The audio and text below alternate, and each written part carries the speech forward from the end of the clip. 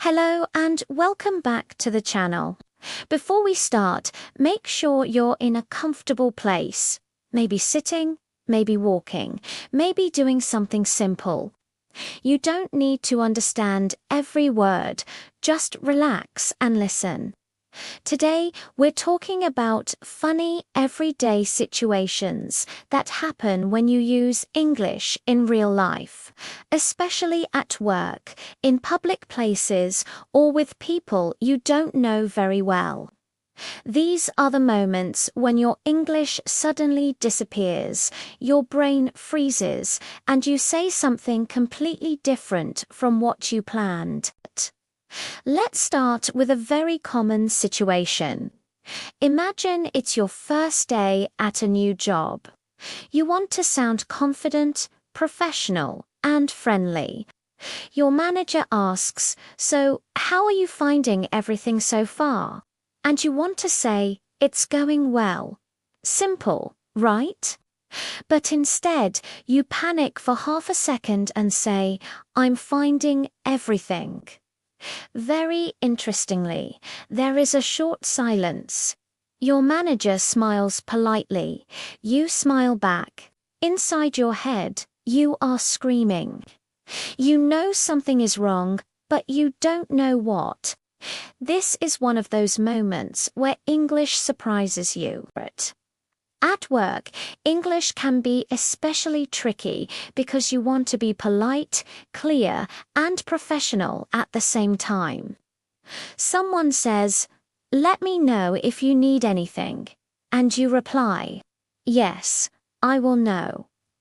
Grammatically, the sentence exists, but the meaning feels strange. The other person nods slowly, trying to understand. You realize too late that what you wanted to say was, "Sure, I will," or "I'll let you know," but the moment is gone. This is how small mistakes turn into funny memories. Now, let's talk about phone calls, because phone calls in English are a completely different level. When you can't see the other person's face, everything feels harder. Someone says, "Can you hold, please?" And you reply, "Yes, I can hold." You hold the phone very seriously, like it's an important responsibility. You are technically correct, but something feels off. Phone English has its own rules, and nobody explains them clearly. Another classic situation happens when you want to be polite but end up sounding too direct or too dramatic. Imagine you're in a meeting and someone asks for your opinion. You want to say, "I'm not sure," but instead you say, "I have no idea." Suddenly, the room feels a little colder. Your sentence was honest, but maybe too honest. English has many soft ways to say things, and choosing the wrong one can change the whole mood. And then there are compliments. Compliments in English are dangerous territory. Someone says, "Great job on the presentation," and you reply, "I know." In your head, you mean, "Yes, I worked hard," but out loud it sounds confident, but maybe too confident. The safer answers like "thank you" or "I appreciate" that disappear from your brain at the worst possible moment. These situations are funny, but they are also completely normal. Every English learner goes through this. Even people who speak English very well still have moments where they say something strange, awkward, or unexpected. The important thing is not to stop speaking. These small mistakes are signs that you're actually using the language, not just studying it. Before we continue, here's a quick question for you. Have you ever said something in English that sounded correct in your head but wrong out loud? Think about it for a moment. After this part ends, write your answer in the comments. Don't worry about mistakes. This channel is a safe place to practice. In the next part, we'll talk about even more everyday situations, including ordering food, making small talk, and those moments when English words suddenly refuse to come out. Stay with me, keep listening, and remember, if you're laughing a little, that means you're learning. Now let's move on to another area where English loves to surprise us: ordering food and talking to people you know.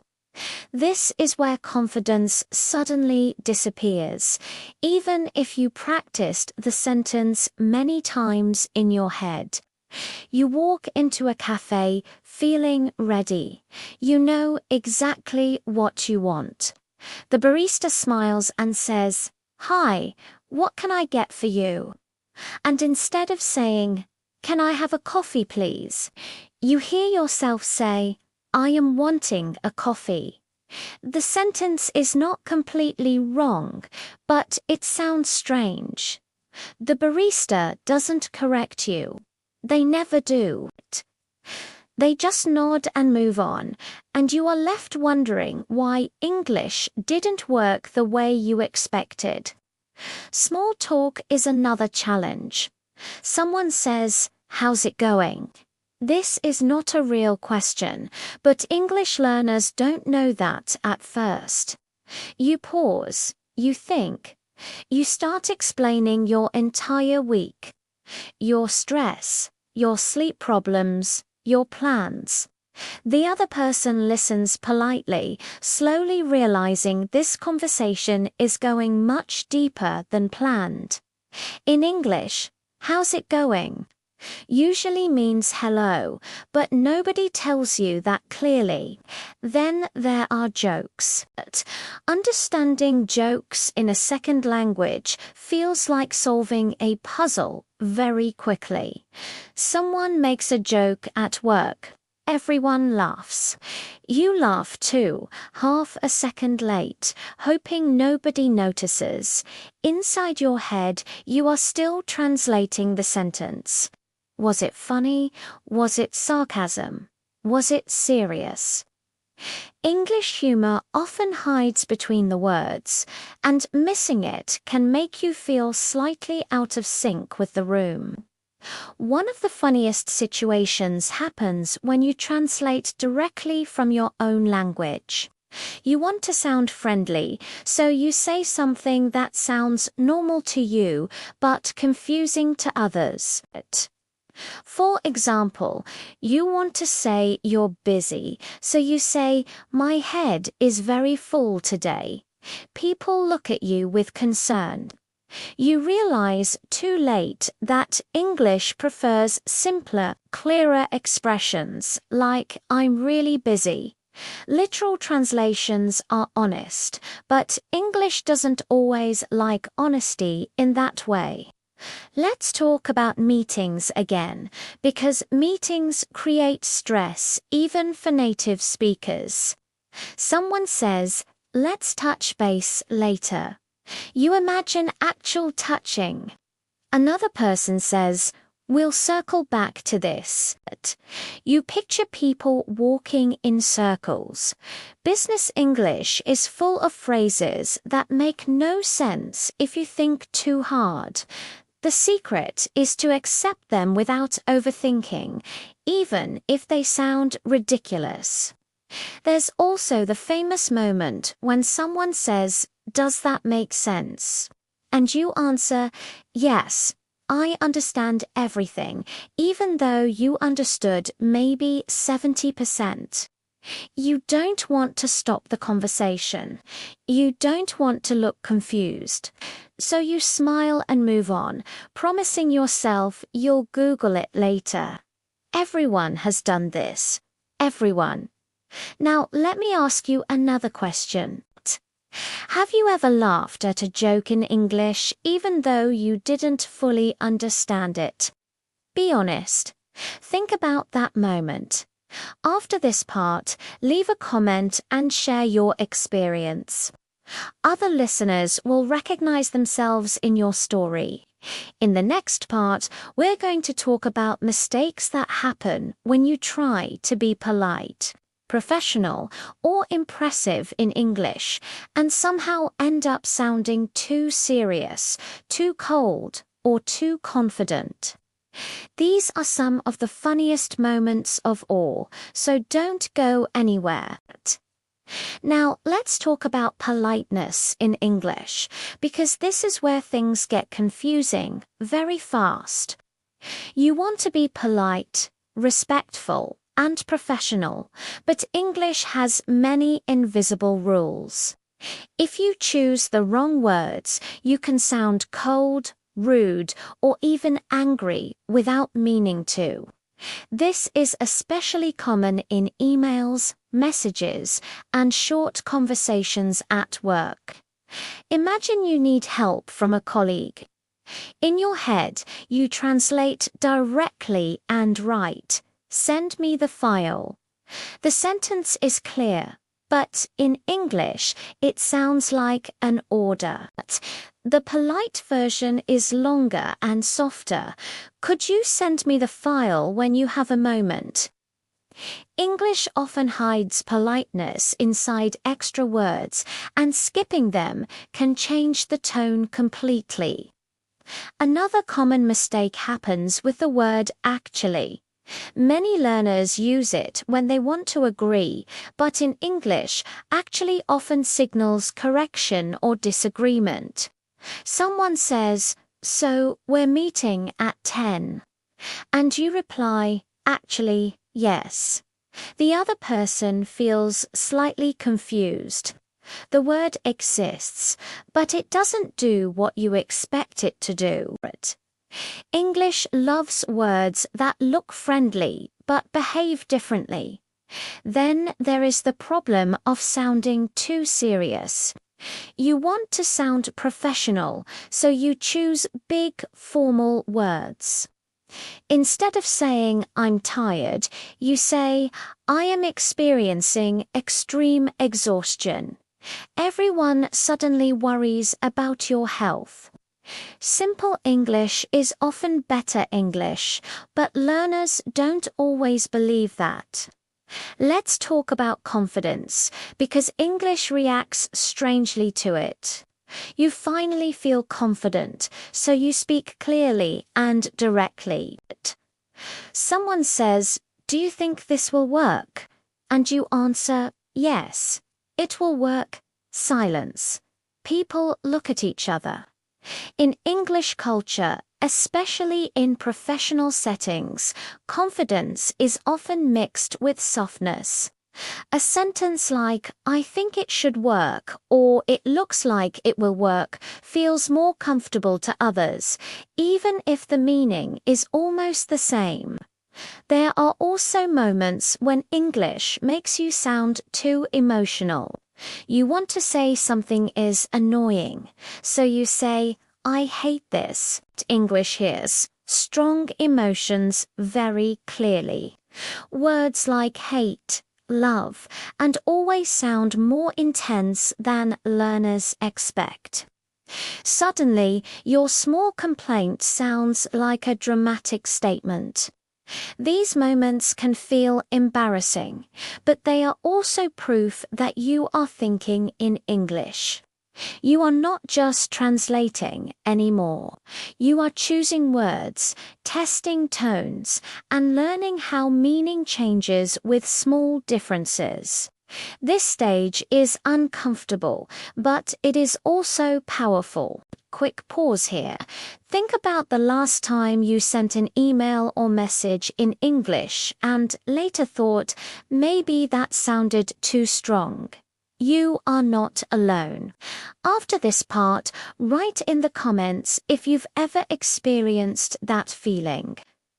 Reading others' stories can make learning feel less lonely. In the next part, we'll look at moments when English completely disappears under pressure, like during presentations, interviews, or unexpected questions. These are the moments that everyone remembers forever. Let's finish with the moments when English disappears completely, usually at the worst possible time.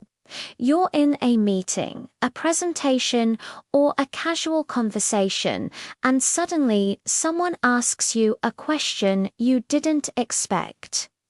You know the answer. You really do, but your mind goes blank. Simple words vanish. Grammar runs away. And the only thing left is a long pause that feels much longer than it actually is. You start speaking anyway. You use gestures. You repeat words. You change the sentence halfway through. Somehow, the message still arrives. Maybe not perfectly, but enough. And that is the truth about real English communication. It is not clean, perfect, or textbook. It is messy, human, and full of small mistakes that don't really matter. Every situation we talked about today happens to almost every English learner. Ordering food, making small talk, sending emails, trying to be polite, trying to sound confident, and sometimes sounding a little strange instead. These moments are not failures. They are signs that you are using English in real life, not hiding behind exercises and rules. If you understood most of this video, even if not every word, your listening skills are already improving. Listening is not about catching everything. It's about catching enough to follow the meaning, the feeling, and the story. And the more you listen, the easier it becomes. Before we end, take a second and think about how far you've come with your English. Maybe you still make mistakes. Maybe you still feel nervous. But you are here, listening, learning, and moving forward. That matters. If this listening practice helped you, don't forget to like the video and subscribe to the channel for more English listening content like this. Share your thoughts or experiences in the comments and come back again soon. Thanks for listening and see you in the next episode.